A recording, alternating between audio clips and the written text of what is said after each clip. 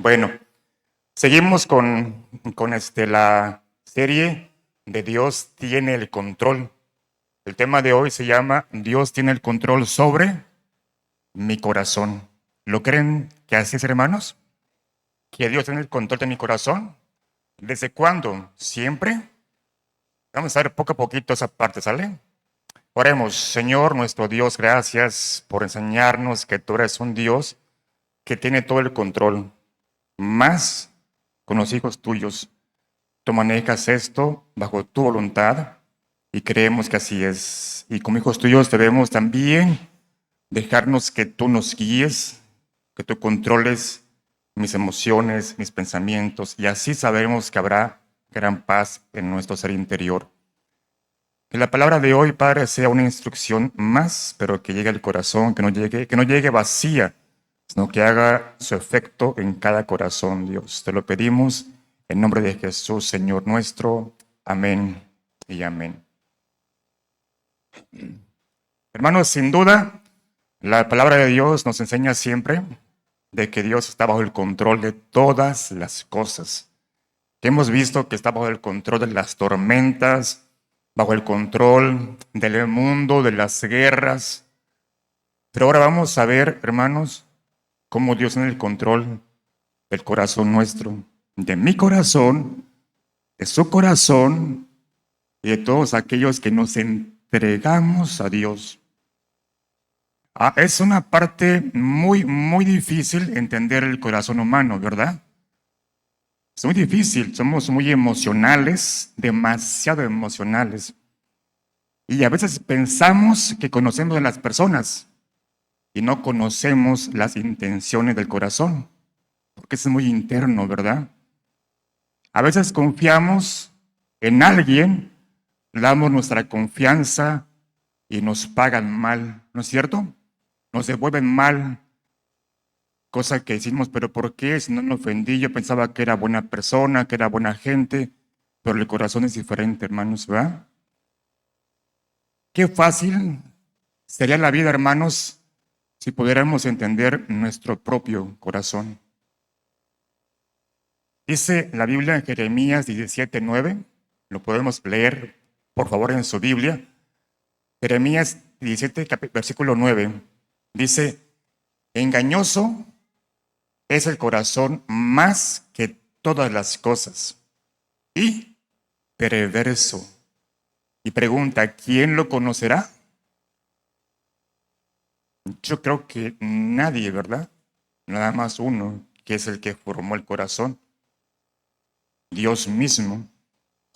Un cardiólogo únicamente conoce la forma externa, cómo bombea el corazón a las venas, ¿cómo se llaman? Venas aortas, ¿verdad? Las arterias, cómo bombea el corazón. Ha descubierto qué tiempo bombea, cuántos miligramos de sangre bombea y todo eso, pero jamás ha descubierto lo que aquí hablamos, las intenciones del corazón, los deseos del corazón, que es algo ya más espiritualmente hablando, ¿verdad? Vamos a ver varios casos ahorita en el tema de cómo Dios tendría el control de mi corazón siempre y cuando lo podamos permitir también, ¿verdad? El corazón humano, hermanos, de él mana la vida. Hay emociones, hay pensamientos, hay toma de decisiones, ya sean buenas o sean malas. ¿Cuántas veces en nuestras vidas hemos tomado una decisión buena y 10 malas? O al revés, siempre, ¿verdad? Siempre andamos tomando, eh, por las emociones, siempre caemos en tomar decisiones equivocadas. Y todas emanan también del corazón y de los pensamientos. Siempre que hablamos de corazón, va de la mano la mente y corazón. Vivimos, hermanos, hoy día, vivimos en un mundo caótico, lleno de guerras, de enfermedades. El temor nos gana, el temor asedia, la ansiedad, la envidia, la amargura está por donde quiera, ¿verdad? Vemos que un país con están en guerra, oímos rumores de guerra, así la gente, oye, terremotos por acá, que en Venezuela, que en Nápoles, y el corazón desfallece por todo eso que escuchamos, ¿no? El Hijo de Dios tendremos confianza, ¿verdad? Sabemos que todo eso va a pasar y el corazón tiene que estar en paz para con Dios, ¿sí o no? Vamos a abrir la Biblia en Génesis 3, hermanos, para empezar con el estudio. Génesis 3, versículos 7 al 8. Recuerden que estaba el jardín de Edén. Dios prohibió de comer de un fruto, ¿verdad? Sin embargo, apareció la serpiente, engañó a Eva. Después de comer el fruto, se vieron los dos ya desnudos y tuvieron vergüenza. Dice el versículo 7, entonces fueron abiertos los ojos de ambos y conocieron que estaban desnudos. Entonces cosieron hojas de higuera y se hicieron delantales. Hasta allí el pecado entró, ¿verdad? Hubo en ellos ya una visión, estaban desnudos y una vergüenza. El 8. Y oyeron la voz de Jehová Dios que se paseaba en el huerto al aire del día. El hombre y su mujer, ¿qué dice? Se escondieron de la presencia de Jehová Dios entre los árboles del huerto. Pero dice que había temor en ellos. Ellos se escondieron por miedo. Ahora la pregunta es, ¿será que Dios no sabía dónde estaban ellos? Lo sabía, ¿verdad? Él es omnipresente y omnisciente. Pero vemos en la primer pareja de Adán y Eva que hubo una toma de conciencia del pecado de Adán y Eva, quienes se dieron cuenta de su desnudez, hicieron su ropa de hojas para cubrirse y se escondieron de la presencia de Dios. Hermanos, la pregunta que le hizo Dios a Adán, ¿dónde están? No era que Dios ignoraba su ubicación de Adán y de Eva. Más bien la pregunta, estaba leyendo con varios teólogos que decían, preguntaba Adán, ¿qué le pasó a tu corazón? Descubrieron que estaban desnudos. Y fíjense qué pasó allí, dice que hubo una vergüenza, hubo un chip ahí que transformó el pecado. Andaban por el campo muy tranquilos, no sentían vergüenza de nada. De repente, después del pecado, hubo en ellos una vergüenza. Y esa vergüenza hizo que se escondieran de Dios. Hoy escuchamos todos los días, hermanos, ver esa palabra que dice volver al diseño original. Se refiere a veces al matrimonio, ¿verdad? Porque está muy de moda un matrimonio entre mujer y hombre y hombre. Pero el diseño original va mucho más allá de eso. Vamos a verlo poco a poquito. Dios, al ver a Adán y Eva en su pecado, sabía él que en ellos había una vergüenza, un pecado al verse desnudos. Y Dios dice que mató un animal y les hizo pieles para cubrirlos. ¿Verdad que es esa palabra de Dios en Génesis? Ahora, la cuestión acá es que Dios estaba examinando el corazón también de Eva, de Adán. ¿Por qué te escondes? En tu corazón ahora, ¿qué hay? Señor, en mi corazón hay vergüenza ahora porque me ve mi esposa y también la veo a ella. Y nos vemos desnudos y tenemos vergüenza por eso. Aquí la cuestión es una examinación del corazón. Pregunta, hermanos, los que vimos en la preparatoria, la universidad, ¿quién le gustaba los exámenes? A nadie, ¿va? Había 2 meses cada semestre, pero en cada 2 meses se llama así, exámenes, ¿verdad? Había que estudiar, una evaluación, y luchabas por aprenderte, no sé, las fechas, si era historia, las fechas, si era matemática, los números, si era química, las fórmulas, y llegaba la evaluación. ¿A quién le encanta, hermanos, que nos evalúen? Casi nadie va. Yo creo que la evaluación lo detestamos todos. Es más, por ejemplo, hay países donde te dan tu credencial para manejar, que es un sufrimiento. Aquí no. Aquí tú vas, pagas, te dan ¿cómo se llama? Dice para manejar. Otros países no, es examen riguroso de 3, 5 días, agarras el carro, va contigo acá una persona que te evalúa cómo manejas y es sufrimiento.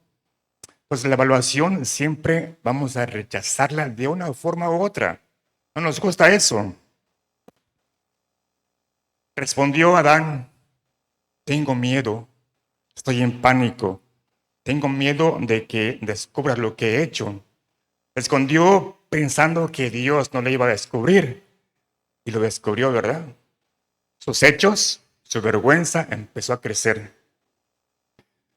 Recordemos, hermanos, también al rey Saúl.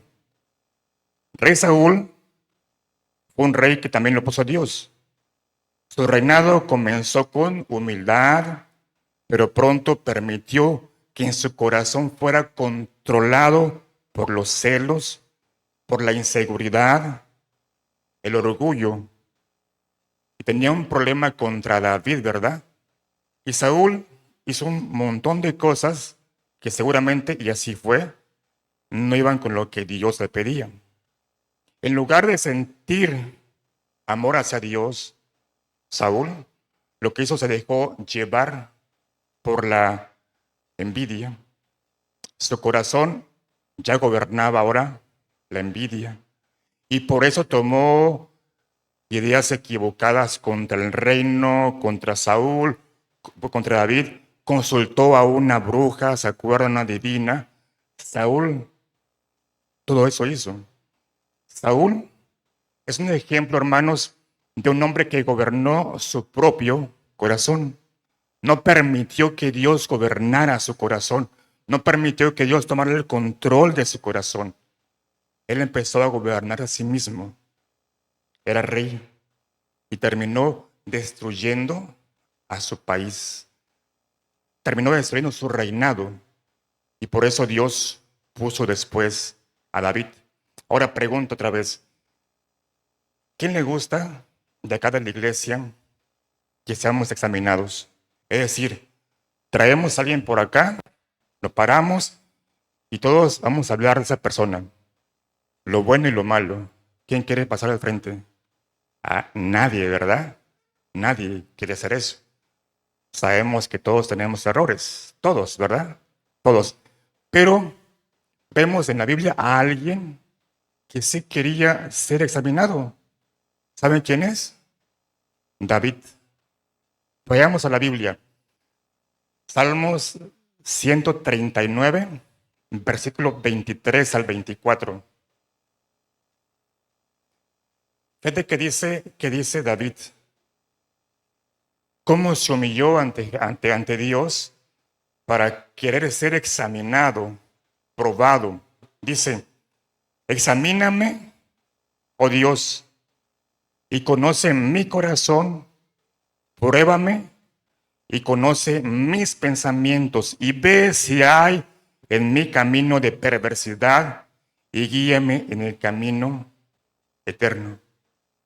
David era un rey puesto por Dios, un hombre común y corriente como lo soy yo y también usted, con deseos como los suyos y los míos. Pero un deseo de él era ese: Dios, examíname. Dios, quiero ser examinado. Dios, quiero que me escudriñes. Dios, yo sí quiero que me ayudes a ver mi corazón. Yo sí quiero que me pruebes. David quería ser examinado desde lo más profundo de su corazón. Él pedía eso. Sabía que había algo malo en su corazón. Y por eso dices, Dios, Dios, pero quiero que tú me examines. No quiero que lo haga aquel, ni aquel, ni aquel, porque no van a conocer mi corazón, ¿verdad? Únicamente como tú lo conoces, quiero que tú me examines como soy. ¿Alguna vez en tu oración, hermano, hermana, hemos hecho en casa esto? O nada más pedimos, pedimos, pedimos, pedimos, pedimos, pero nos falta que decir, Señor, examíname. Examíname porque yo, Juan, de verdad, ni a mí me aguanto, pero quiero que tú me examines y al examinarme quiero que me cambies, que me transformes. Y la palabra que aparece acá en examíname es, no nada más es una prueba. ¿Estás bien? No, es meterse en lo más íntimo del corazón. Es decir, David le decía, Dios, quiero que te metas en lo más íntimo de mi corazón y me examines cómo estoy.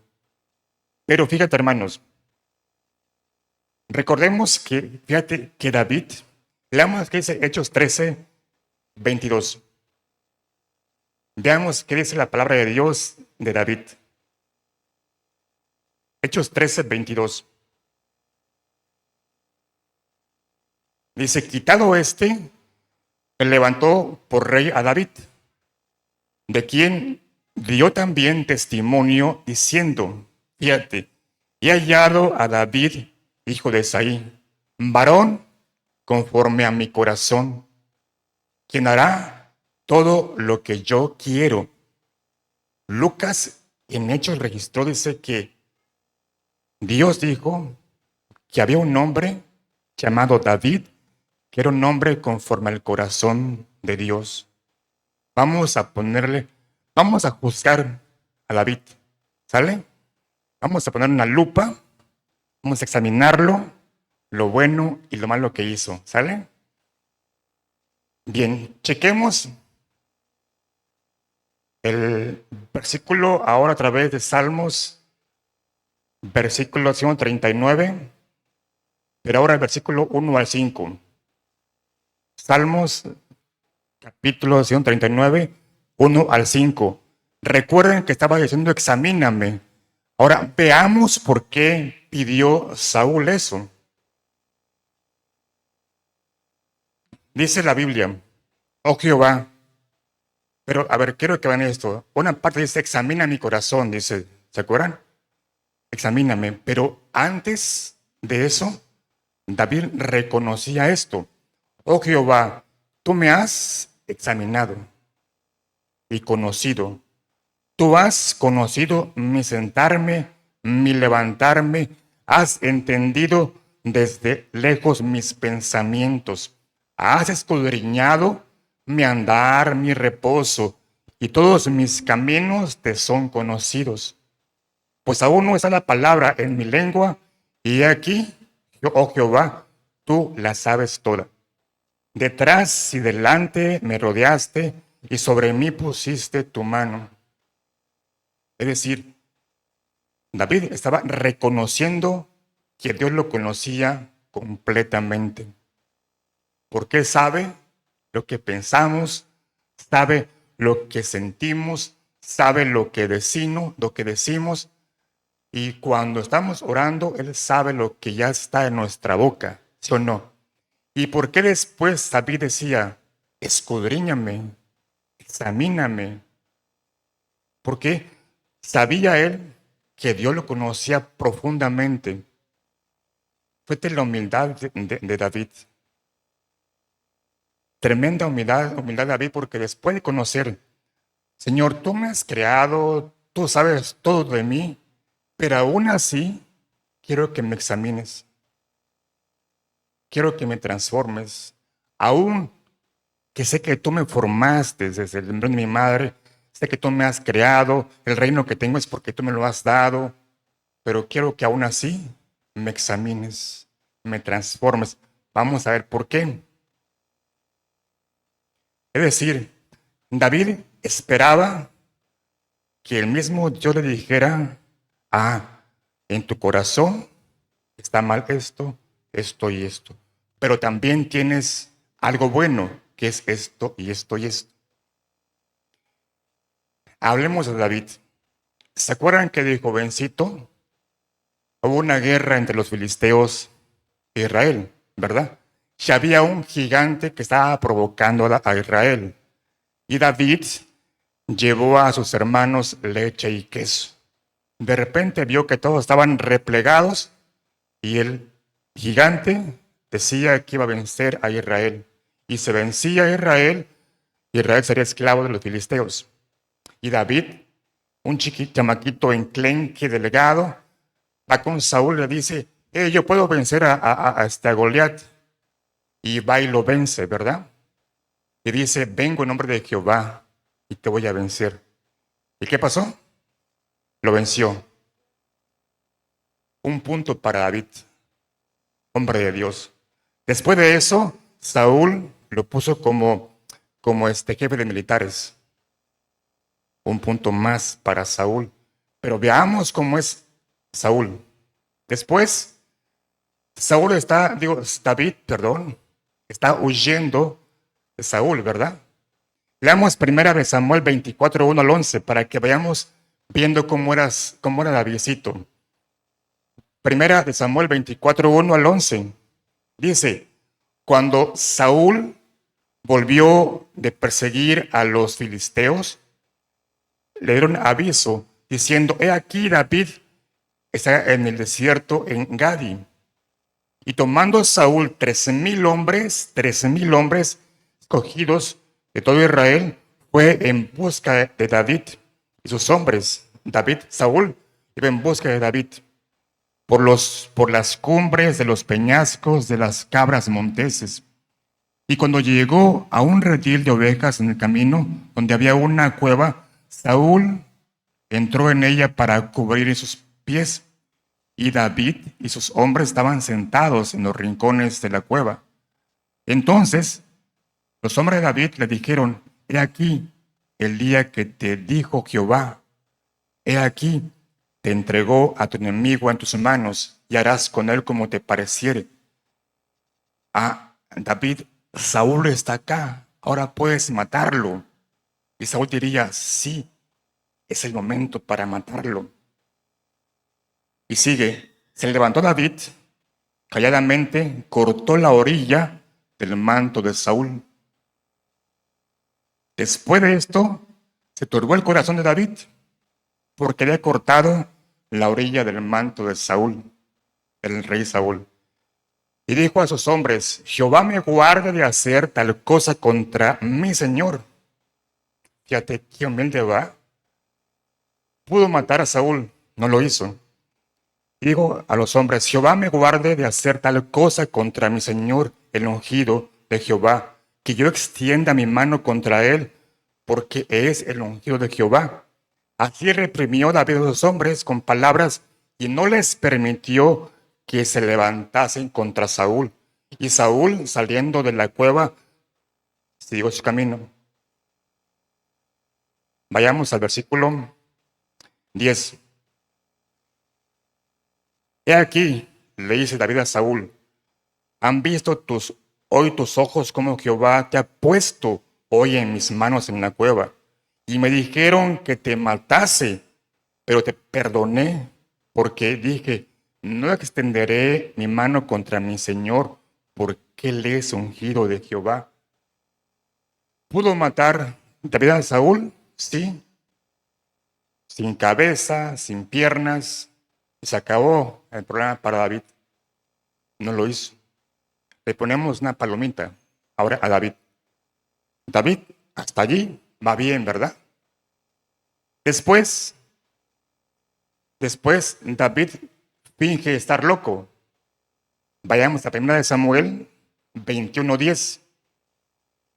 1 Samuel 21:10. Estamos viendo Saúl. Vamos a juzgar a Saúl un poquito. Dice, ya estaba David. Dice, y levantándose David aquel día, huyó de la presencia de Saúl y se fue a Aquis. Aquis era el rey de Gat. Y los siervos de Aquis le dijeron, ¿no es este David el rey de la tierra? ¿No es este de quien cantaban las danzas diciendo, hirió a Saúl a sus 1000 y David a sus 10,000? Y David puso a su corazón esas palabras y tuvo gran temor de Aquis, rey de Gat. Y mira qué hizo David. y cambió su manera de comportarse delante de ellos y se fingió que dice, loco entre ellos y escribía en las portadas de las puertas, dejaba correr la saliva por la barba, como loco va. Y Aquis dijo, he aquí, ¿veis que este hombre es demente? ¿Por qué lo habéis traído a mí? ¿Cómo actuó ahora ahí David? Aquel hombre que destruyó a Goliat, que evitó matar a un siervo de Dios, ahora se vuelve como loco, porque tuvo temor, dice, tuvo miedo de un rey. ¿Hablamos de David que mató a Goliat? Sí, el mismo, el mismo. Ahora tuvo miedo de un rey, de un simple rey de Aquis, y fingió locura. ¿Era bueno para él? Ponemos un tache, ¿sale? Pero eso es David. Bueno, David hizo más cosas. David llevó el arca a Jerusalén y danzó y bailó, ¿se acuerdan? Y la esposa lo vio, dice, qué vergüenza, ¿cómo vienes bailando así? Y David dijo, a mí no me importa, yo bailaré más y más para Jehová. Otra vez, no le interesó lo que su esposa decía. Uy, qué increíble, ¿va? Después David compone salmos. Un salmo, dos salmos, tres salmos y más salmos que cantamos en la iglesia, que leemos en casa. En nombre de Dios. Después David comete adulterio. ¿Con quién se acuerdan? Con Betsabé. La ve, la desea, la manda a llamar. Pasan cosas. Se entera que está embarazada. Urías, el esposo de Betsabé, está en la guerra. Manda a llamar a Urías para que se quede con la esposa. Él se niega y manda a matar a Urías. No de forma personal, sino que se quede en el frente de la batalla para que muera. Y Urías se muere. Ese David que venció a Goliat, ese David que no mató al rey Saúl, que decimos, wow, qué fe. Ese David tuvo con Betsabé un gran problema. Ese David mandó a matar a Urías. Después David escribe salmos, ¿verdad? Después David hace un censo para probar que su pueblo estaba bajo su dominio. Vamos a verlo. Son de Samuel 24:1. 24:1 dice, cuando Saúl volvió de perseguir a los filisteos, le dieron aviso diciendo, he aquí, está en el desierto en Gadi. 2. Y tomando Saúl 3,000 hombres escogidos de todo Israel, fue en busca de David y sus hombres por las cumbres de los peñascos de las cabras monteses. Y cuando llegó a un redil de ovejas en el camino donde había una cueva, entró Saúl en ella para cubrir sus pies. No, perdón, esa no es. Está equivocado, parece. Pero bueno, David hizo un censo para estar seguro por él mismo de cuánta gente había en su pueblo. Y Dios se molestó por eso. Pero David después se arrepintió del censo. David, después de lo que hizo con Betsabé, porque llegó Natán, ¿verdad? David se arrepintió. Entonces, hermanos, el ejemplo de David, un hombre de emociones como las suyas y como las mías, un hombre que sentía dolor y alegría, tristeza y enojo, tuvo algo que tal vez no tengamos los de acá, que se llama arrepentimiento. Amén. Es la parte importante que vemos de David.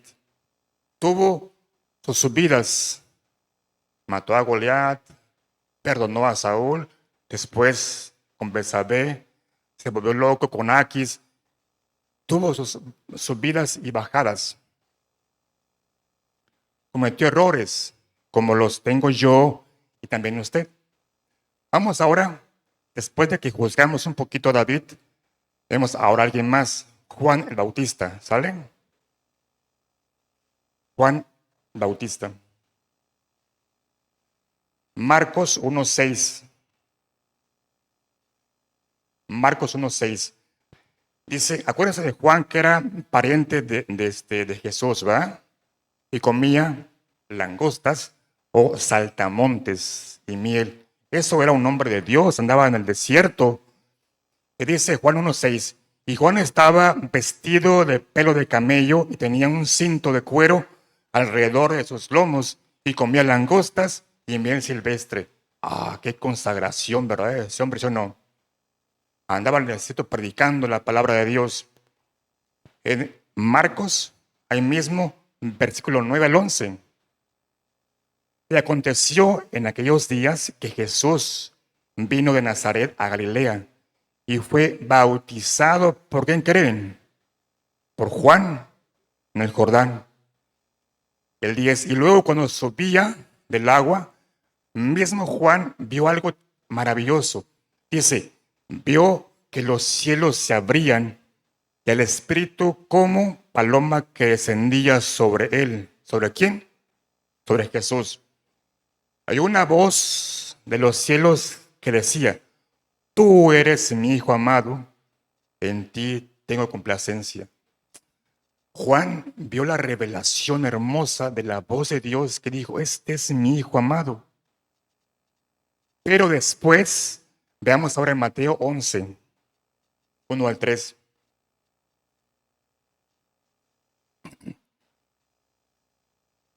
Estaba predicando Jesús en esas aldeas y estaba Juan preso.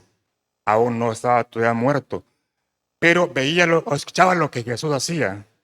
Le contaban a Juan, Jesús levantaba muertos, multiplicaba los panes, levantaba paralíticos, curaba leprosos. Pero en el versículo 1 dice, cuando Jesús terminó dar instrucciones a sus discípulos, se fue de allí a enseñar y a predicar en las ciudades de ellos. Y al oír esto, Juan en la cárcel, los hechos de Cristo, le envió a 2 de sus discípulos. Vean para qué envió esa gente. Envió para preguntarle lo que él había visto en el Jordán. Ahora dudaba. Y dice, para preguntarle, ¿eres tú aquel que ha de venir o esperamos a otro? Juan vio en el Jordán algo maravilloso, oye la voz de Dios. Después de un tiempo, ¿será que es Él? ¿Será que es Él? ¿Cuántos de nosotros, sabes, pensamos lo mismo? ¿Será que hago lo correcto? ¿Será que la iglesia es bueno? ¿O mejor mi vida acá donde puedo hacer dinero, puedo trabajar, puedo esforzarme más? A veces pensamos como Juan, ¿verdad? Pero Juan sabía que él era el Mesías. Pero pues acaso van a preguntar, ¿no? Pedro, por ejemplo, otra vez, Pedro, aquel Pedrito que era aguerrido, ¿verdad? Que era de un carácter bonachón tal vez, y decía a Jesús, jamás te voy a negar. ¿Y qué hizo Pedro? Lo negó, ¿verdad? 3 veces. Estaba Pedro ante, no vamos a leer todo porque no voy a dar el tiempo. Estaba Pedro ante las autoridades y le prohibieron predicar la palabra de Dios. Y él dijo, no, yo voy a predicar sin miedo. En la cárcel, Pedro, Dios lo sacó de la cárcel. Estaba predicando después a los judíos y Pedro tuvo miedo de los judíos. Se convirtió en hipócrita. ¿Se acuerdan de eso cuando Pablo enfrentó a Pedro como un hipócrita? Esa parte es mucho que leerlo. Lo dejaremos nada más así. Pero vimos a 3 personajes. A David, que era un hombre conforme, que dice, al corazón de Dios. A un Juan, que vio la revelación de Dios y pensó, ¿será que es Jesucristo? Y a un Pedro también igual, a un Pedro que no te voy a negar, lo negó. Yo iré contigo hasta el final, y no era cierto. Pero después, entre David, Juan y Pedro, podemos hablar de Elías, de Eliseo, de Noé, por ejemplo, que se emborrachó después. Pero ahora quiero hablar no de ellos, de usted y de mí. ¿Seremos acaso igual que Pedro, hermanos? ¿Igual que David? ¿Igual que Juan? Sí, hermanos, somos igual que ellos, somos humanos simples, con un corazón también ahora con temores, con miedos. Sin duda, en tu vida personal, en tu casa, lees tu palabra, creo que así, ¿verdad? Abres tu Biblia, la lees, haz tu oración todos los días, te levantas, pones tu internet, una alabanza, cocinas con alabanza, y más tarde hay gritos en tu casa. Y más tarde en el trabajo hay gritos y envidias. Vas a la iglesia, llegas puntual a la iglesia, bien vestidito, y en la iglesia hay envidias. En la iglesia vienes y sirves a los hermanos y te enojas con la hermana o el hermano que dejó tirado allá algo, que vino tarde, ¿sí o no? En tu vida y en la mía, hermano, hay una subida con palomitas y una bajada con un tache. Igual como David, igual como Juan, igual como Pedro, igual como Pablo, como todos ellos. Pero cuando, hermano, veo mi vida, la mía, y la escudriño, la pongo una lupa y digo, Juan es este, ¿qué onda conmigo? Es cuando yo reconozco, hermanos, que todo es por gracia.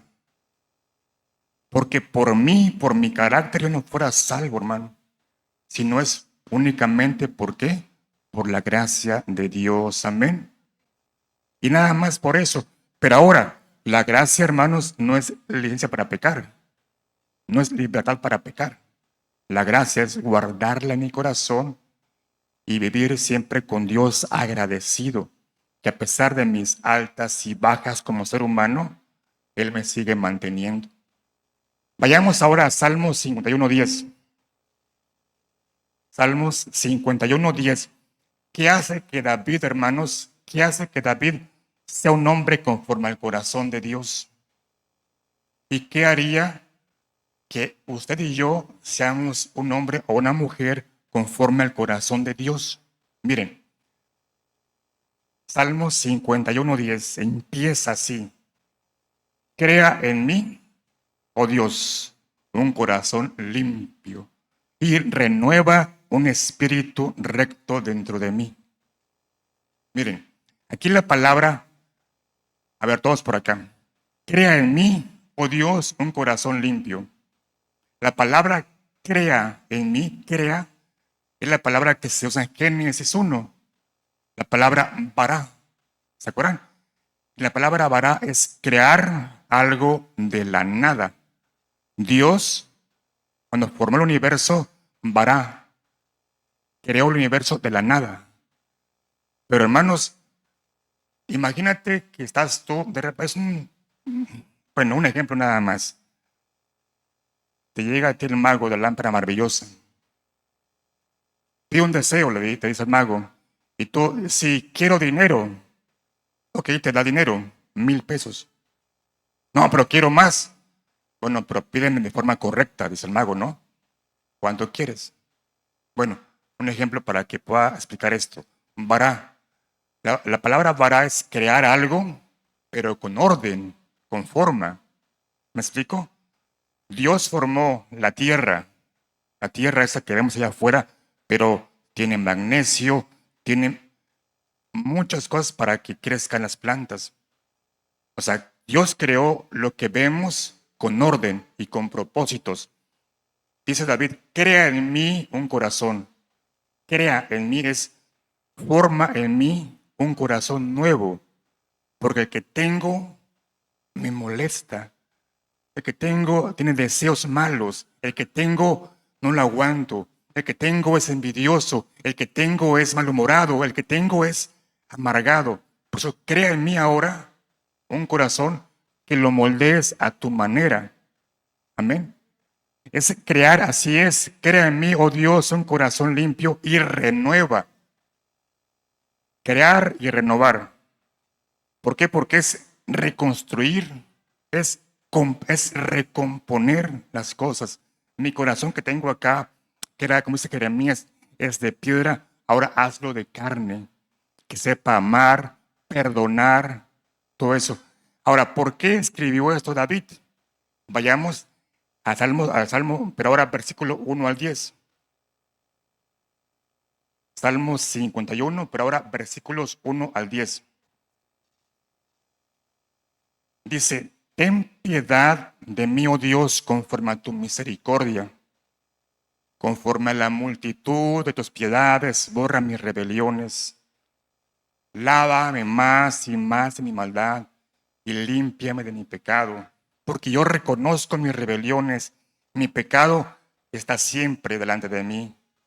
Contra ti solo he pecado y he hecho lo malo delante de tus ojos, para que seas reconocido justo en tu palabra y tenido por puro en tu juicio.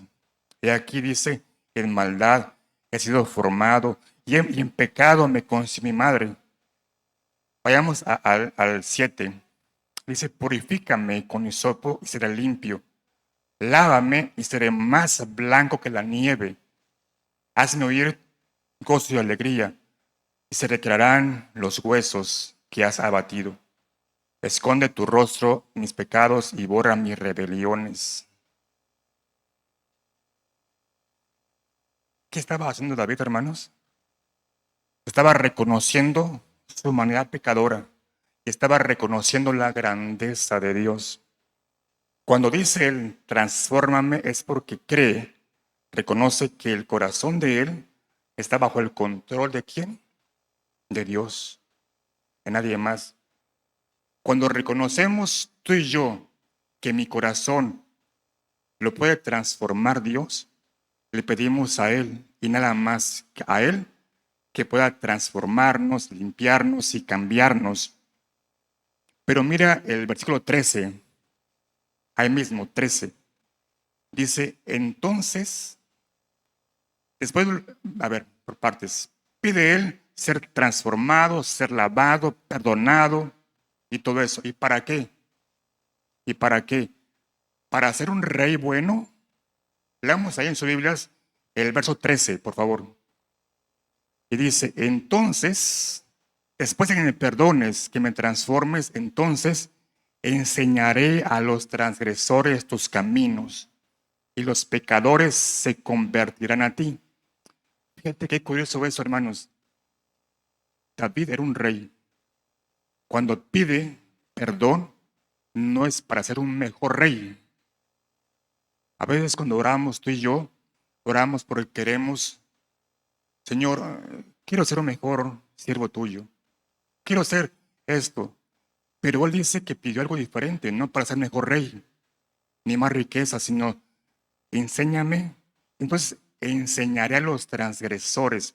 ¿De qué forma podemos enseñar, evangelizar, hermanos? Con el ejemplo.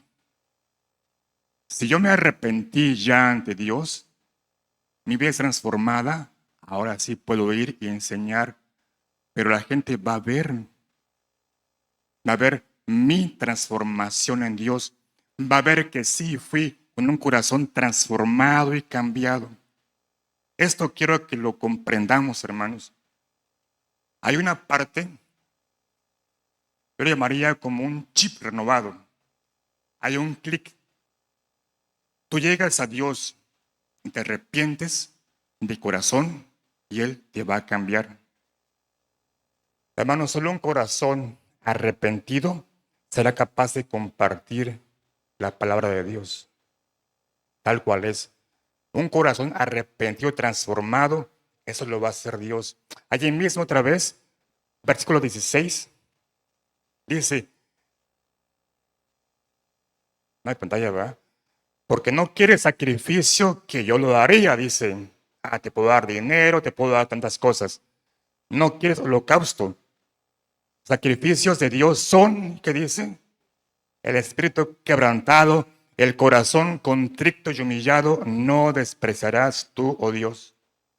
Para David estaba muy claro, hermanos, muy claro. Mi corazón, Dios, ahora no es mío. Mi corazón ahora es tuyo. Yo puedo darte sacrificios, puedo darte mi tiempo en la oración, en la alabanza, puedo brincar en la alabanza, puedo ir a evangelizar, puedo leer libros, puedo estar en teología, puedo aprender muchas cosas. Pero lo que Dios quiere de todo eso es un corazón, dice, contrito y humillado, al cual Él no va a despreciar, dice. Amén. El objetivo de eso, hermanos, es caminar de forma espiritual en la transformación de nuestro ser. Y para ello es necesario, hermanos, conocernos a nosotros mismos y conocer a Dios. David, de alguna forma, pedía ser examinado no para centrar su vida en sí mismo. No. David quería ser examinado y dejar que su vida fuera para Dios. Ahora, hay ahorita un auge grandísimo en la psicología, donde todo se centra en ti, ¿verdad?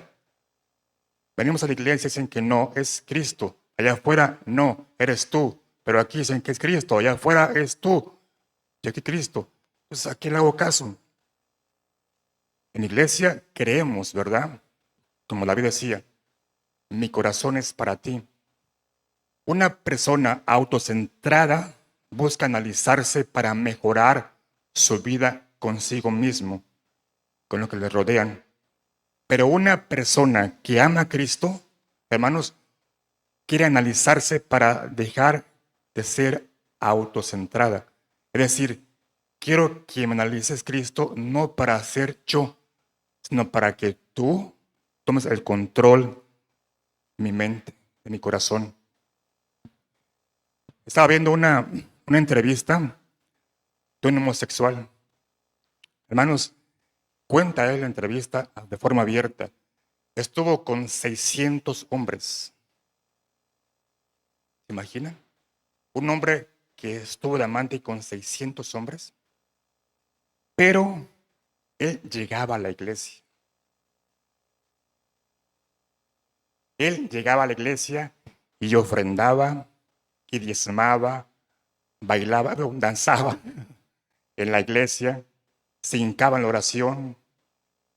Y estuvo así 11 años, dice él, y aún no era transformado.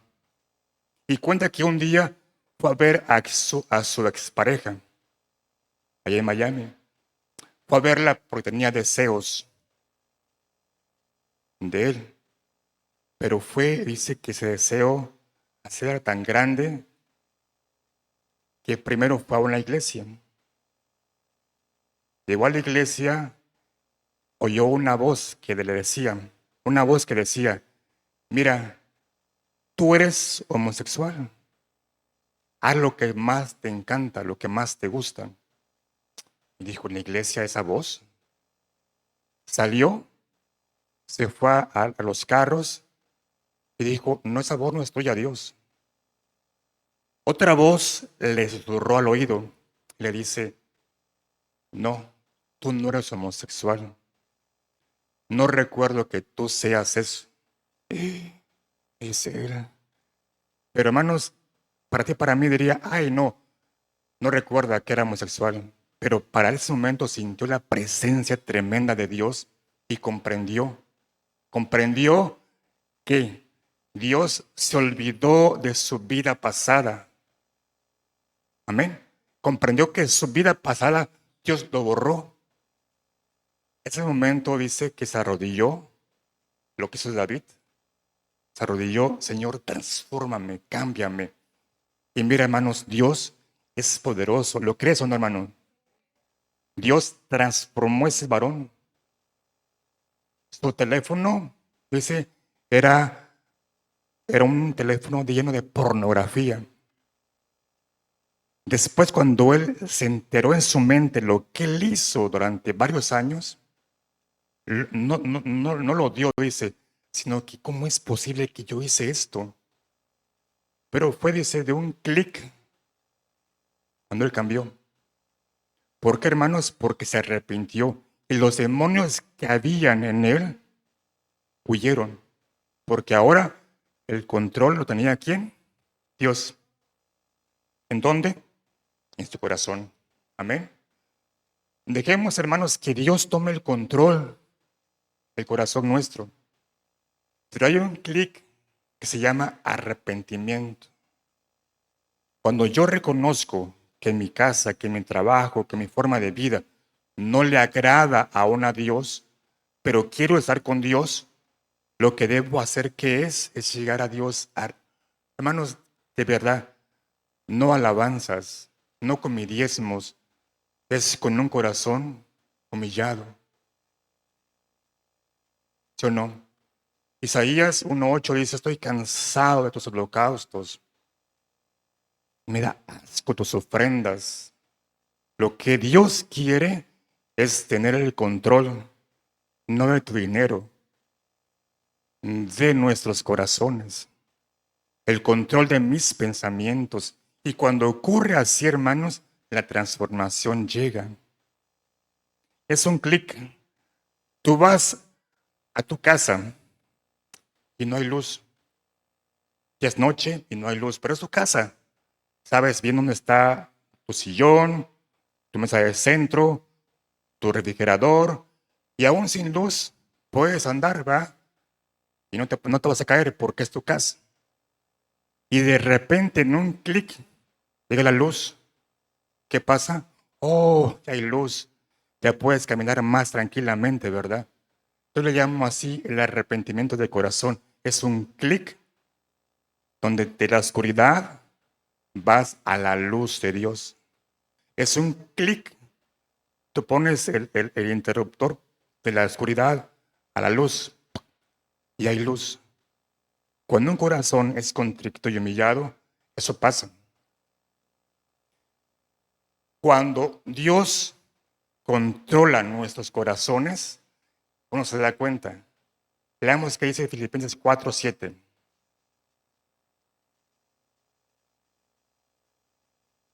4:7 dice, y la paz de Dios, que sobrepasa todo entendimiento, guardará vuestros corazones y vuestros pensamientos en Cristo Jesús. No hay verdad esta pantalla, ¿no?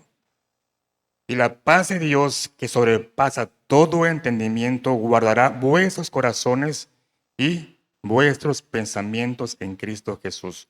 Cuando dejamos que Él gobierne nuestro corazón, habrá paz, hermanos. Bueno, un corazón sin Dios vive siempre en angustia, en problemas, vive siempre envidiando al hermano, al primo, ven un montón de cosas, un montón de problemas. Cuando Dios gobierna nuestro corazón, hay la capacidad también de perdonar. ¿Sí o no?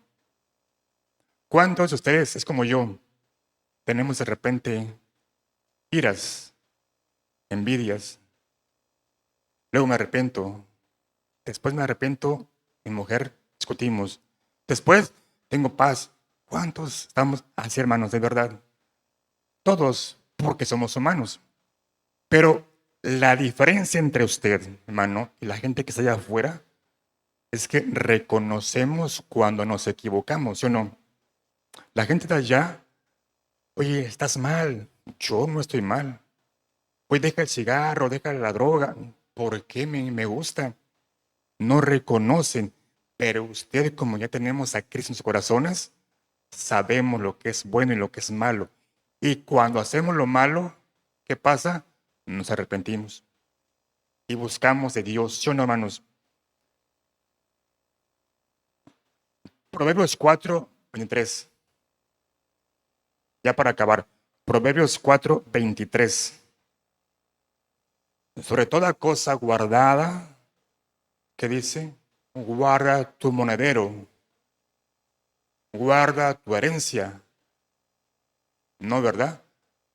Dice, guarda tu corazón, porque de él mana la vida. Proverbios 4:23. Sobre toda cosa guardada, guarda tu corazón, porque de él mana la vida. De él mana la vida. Jeremías 29:13. Jeremías 29:13. Tú y yo venimos a la iglesia y buscamos la presencia de Dios, ¿sí o no? Y queremos en la alabanza oír su voz de Dios. Y queremos en la prédica nos hable Dios. Jeremías 29:13 dice, me buscarán y me encontrarán cuando me busquen de todo corazón. Este versículo, hermano, de verdad, en tu refrigerador ponlo, en tu cama ponlo, en tu baño colócalo allí, porque dice, me buscarán y me encontrarán cuando diezmes, cuando ofrendes. No, dice, cuando me busques de todo corazón. Amén. Claro que después de esto vienen las ofrendas, el servicio, la diaconía, todo lo demás. Pero primero hay que buscar a Dios todo corazón y dejemos que Él sea el que controle totalmente nuestro corazón. Porque nadie lo va a hacer de forma correcta. Cuando tú vas en la carretera y de repente el carro no prende y no hay mecánico cerca,